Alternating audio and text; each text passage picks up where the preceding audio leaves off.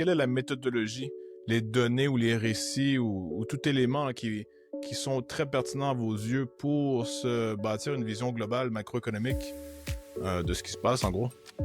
Ouais, je regarde les marchés financiers internationaux à travers les cycles économiques. Je suis un fervent défenseur de la vision cyclique de l'économie.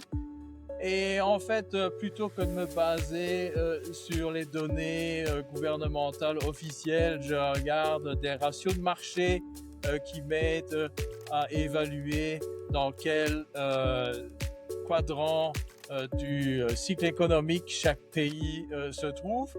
Donc, pour faire simple, je vais dire qu'il y a trois ratios financiers qui sont importants à regarder et qui peuvent être en fait regardés pour tous les pays du monde, assez simplement. C'est regarder le ratio du marché boursier par rapport au prix du pétrole et sa position par rapport à la moyenne mobile à 7 ans. C'est de regarder le ratio entre le prix de l'or et le prix d'un indice obligataire pour un pays et sa position par rapport à la moyenne mobile à 7 ans. Et puis c'est de regarder aussi la position d'un marché boursier par rapport au prix de l'or et sa position par rapport à la moyenne mobile à 7 ans. Pourquoi la moyenne mobile à 7 ans?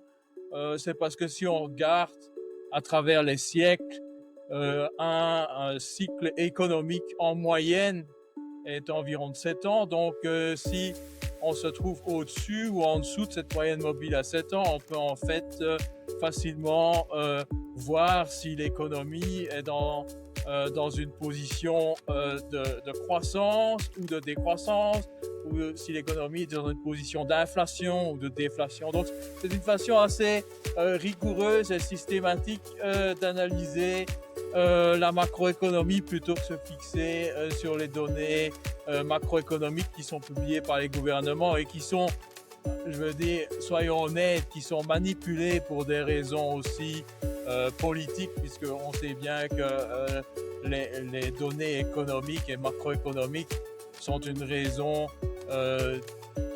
sont des données qui sont utilisées par les politiciens pour faire avancer leur agenda politique.